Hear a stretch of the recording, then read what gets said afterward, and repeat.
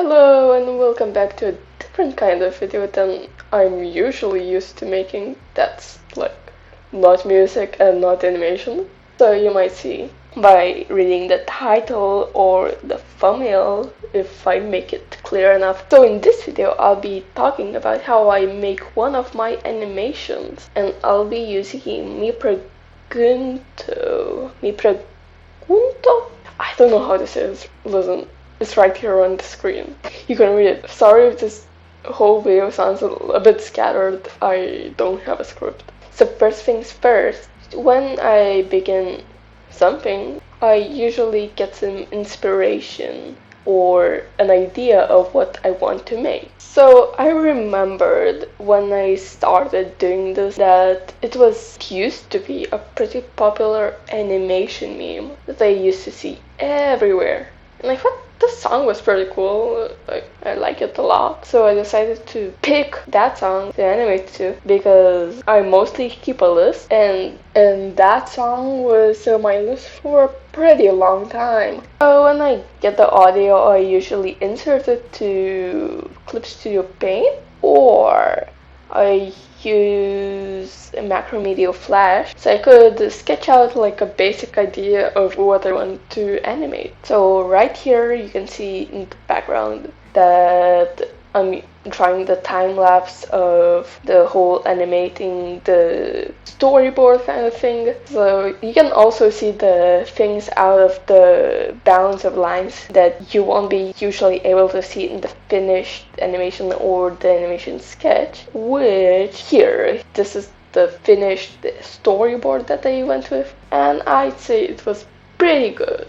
I don't usually do a lot of major changes because I usually have a pretty good idea of what I want to make. So after the stupid storyboard is done, I move on to doing the line art and coloring. Yeah! My workflow of animation is usually from the start and going step by step, frame by frame, up until the end. Also, I sometimes do twinning animation, which has a different kind of process, so I might maybe make a video about it in the future if you guys want to see it. So when I'm doing like frame by frame animation, I usually do the first frame and then do the last frame. And considering this is like a quick, short, like bah animation, I keep a small in-between frame so it doesn't look too jagged and it looks smoother.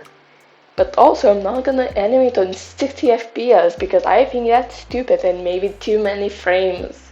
I usually animate on 24 FPS, but sometimes I do it on 2s, maybe I do it on 3s, depending on how much effort I want to put in. So you can see me do the lines first and then color it in, and for more complex, and for example, for a bit more complex shape that the character has, like Michelle Boris' hands, which are just static, I usually do it after the whole thing or before the whole thing, so I don't have to deal with it later. And for example, for intern's hair, the blue bars that have text in them, I make a new layer, put down all the text that will be visible in the animation, and then just copy the text and then fill it in where the blue is. So it makes the whole thing easier to make because I don't want to make folder layers, so I have a bit less layers to work with. Also, if you couldn't tell, I'm a big fan of overshoot frame, so it goes like a bit of a spring.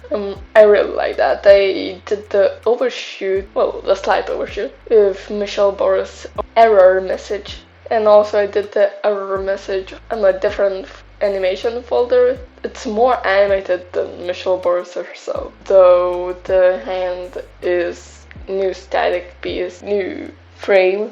So here you can see the animations so far that I've done, and you might notice that I haven't looped the whole thing, because I know I'm gonna loop it already, because why should I do it with stupid clips to Paint when I can go to DaVinci Resolve and loop it there? That's easier.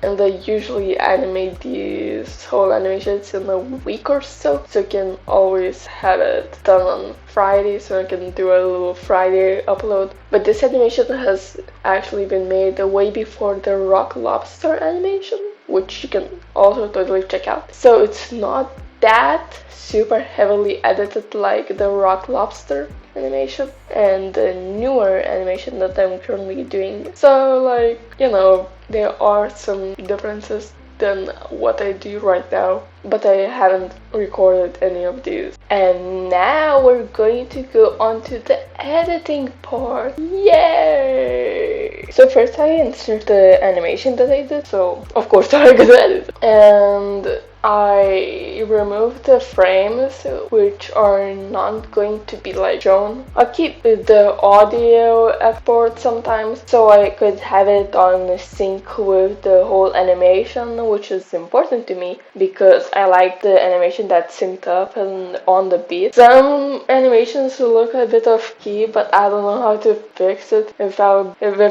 smashing my head against the wall, so I mostly just see what I can do. So after I remove all the unnecessary frames here, since kind of a loop too, I loop it, and I sometimes just do a little bit of like in between editing. Like in this animation I do a little bit zoom out as longer as it gets, because I thought it was like kind of reverbed. I thought it was cool.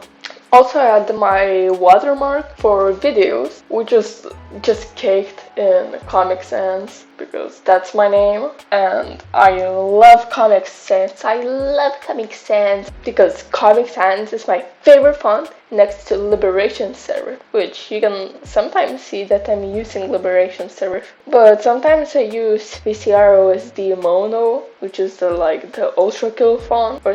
I also like using Pixel Byzantine and Jinxed Wizards font, which came from a pack, and those two fonts came from Cast Pixel. I'll put the socials on screen right now, because I thought those fonts were cool, and I think I saw that Inscription used these fonts and I really like those, so I just yanked it because they're free for use. So after doing all the watermark stuff, I add the intro, which is like what the F word. I'm not gonna swear in this video. I don't think I've sweared so far, and if I did, I maybe cut it out. So I do that. But the thing I don't like about the DaVinci Resolve text feature is that the text cuts off if you do like edit position.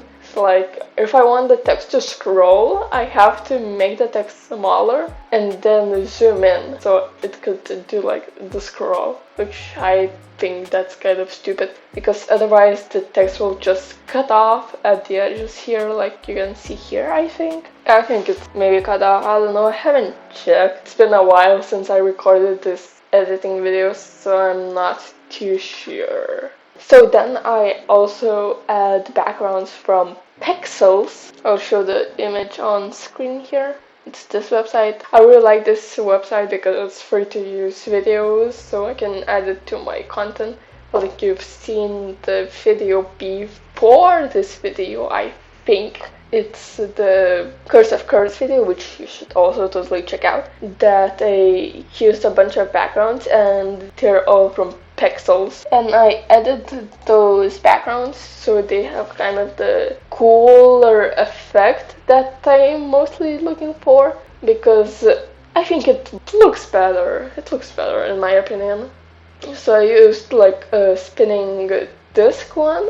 I used computer ones and like a matrixy one, because all these characters that you see in this animation are from my world, because all these characters are like from the computer world-ish. I haven't really thought of the world building too hard, but basically there's this guy, Salad. His name is Salad, totally not a reference to anything else, and he's kind of in the same place like the interwebs that also connect to other worlds, because it's like a place of non-existence. I don't know how to explain it very well. Basically, it's full of electricity and it's run by electricity. If one day electricity just pops out of existence, all these guys will die, basically. So in this animation, there's Salad, there's Michelle, Boris, there's Intern, Andrew, but then I also at the end I added Global because I wanted to add Global, but their design is super complex. Shout out to The Fool Who Flew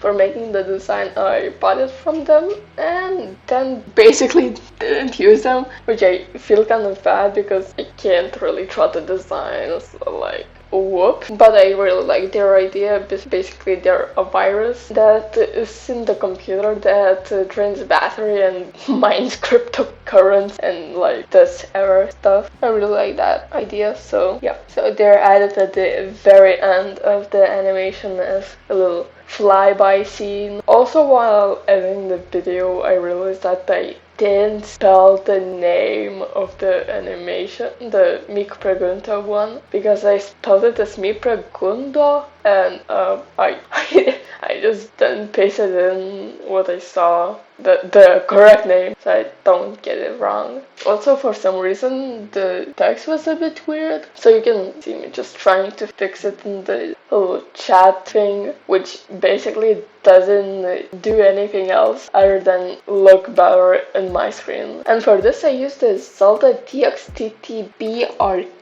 font, which I think was used in Zelda, but I haven't played Zelda. I found the font through Faith, which is a pretty good game. You should also check it out. I totally didn't do animation with it, so you should also check it out. Can you tell that I love New Blood interactive games? Because I do like them. They're my favorite publisher. You should check out all the games they have. Also, then I just like check the audio that it's right, because I usually also don't keep the audio the same volume as the original one, because I usually make it a little bit quieter because I have it too loud. But also when I make it quieter in YouTube, too quiet for YouTube, it's also my bad. I also did some before that I didn't fix the audio. So when I do that, please scream at me in the comments. And that's about it. We have the finished animation with the whole edits, all the finished look, all the good stuff. You can check the animation down in the description or go back at video before this, so you can check it out with the full audio experience instead of me talking all over it with some copyright-free music in the background, because that's it, folks. If you enjoyed this kind of commentary video, please comment it down below in the comment section, because it's my first time doing something like this and I want to hear your input. Is it good? Did I do something good? Did I do something horrible? Also comment that, or comment that you hate me and you want me to die because I drew some furries or something. I don't mind that either. Feel free. The comments is your world. I'll try to read every single comment unless YouTube hides it from me, which then I can't do anything about it. So yeah, thank you for watching this video. Consider subscribing, because only 1% of viewers who watch this video are subscribed. And good luck today. Have a pretty good day and come back next Friday for a cool video that I spent making. And have a good one, folks.